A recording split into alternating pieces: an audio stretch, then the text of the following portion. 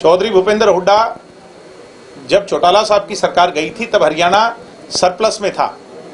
उसको नेगेटिव में 2.25 लाख करोड़ लाने का कोई जिम्मेवार है तो चौधरी भूपेंद्र हुड्डा हैं। निश्चित तौर पर महंगाई को देखते हुए और तमाम चीजों को देखते हुए उसके बाद भी कुछ कर्ज और बढ़ा, मगर इस बार जितना हमने पे बैक किया है, ये भूपेंद्र हुड्डा की 10 साल की सरकार में तो छोड़ो, किसी भी और सरकार में इतना पे बैक रिटर्न नहीं हुआ। हम अपना कर्ज ये लक्ष्य लेकर के चलते हैं कि आने वाले समय में इसको पे बैक करें। हरियाणा का बच्चा अगर पैदा हो, उसके सिर पर कोई कर्ज ना हो, उस लक्ष्य की ओर भी हम अपने कदम बढ़ा रहे हैं। धन्यवाद। और कोई प्रश्न? डॉक्टर अजय सिंह चौटाला में जो 13 अप्रैल को फरीदाबाद में आप कार्यक्रम करें, चुनावी रैली के तौर पे जनसभा किस तरह कार्यक्रम आयोजित करेंगे? ये जनसभा होगी, बड़ी विशाल जनसभा होगी। हजारों लोग पूरे क्षेत्र के, क्योंकि उनकी इच्छा थी उस क्षेत्र के लोगों की, पलवल की, फरीदाबाद के लोगों की, वहां के नेताओं की, पार्टी के लोगों की, कार्यकर्ताओं की, सबकी इच्छा थी कि हमारे यहाँ मनाया जाए। पार्टी ने फैसला लिया कि उनके यहाँ ये जन्मदिवस मनाए।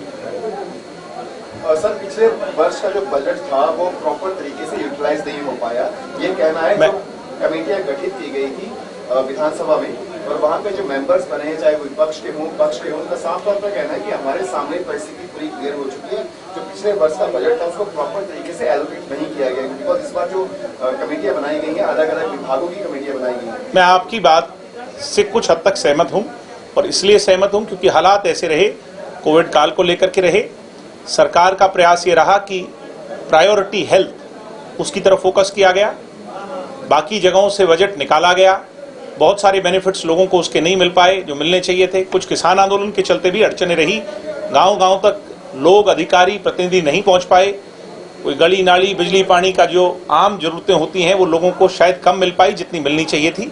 इस बात को लेकर के हमारी पार्टी के नेता ने भी ये बात कही है, मगर अब क्योंकि समय ठीक आया है और 2.5-3 साल जो बचे हैं उसमें एक एक दिन को हमने कैपिटलाइज करना है और उसकी ओर हम आगे बढ़ रहे हैं।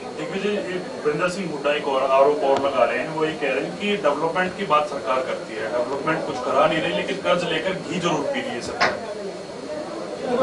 डेवलपमेंट नहीं हो रही है, ये कर्जे के लिए लिया जा रहा है, कर्जा उतारने के लिए कर्ज ले रहे हैं। हाँ जी, हुड्डा साहब कह रहे हैं कर्ज उतारने के लिए कर्ज ले रहे हैं, ये पैसा इंफ्रास्ट्रक्चर पे। भूपेंद्र हुड्डा से ये पूछें कि 10 साल में उनने कितना कर्ज लिया और उसको कंपेयर करें हमारी सरकार ने पिछले 2.25 साल में कितना कर्ज लिया। हमारे 2.25 साल को 10 साल के बराबर खड़ा करें, इसको 10 साल बना करके देखें, दूध का दूध और पानी का पानी हो जाएगा। भूपेंद्र सिंह हुड्डा जी खुद कितना घी पी चुके हैं, कितना घी खाया है उन्होंने, कितना माल लूटा है, ठग्गाठोरी करी है।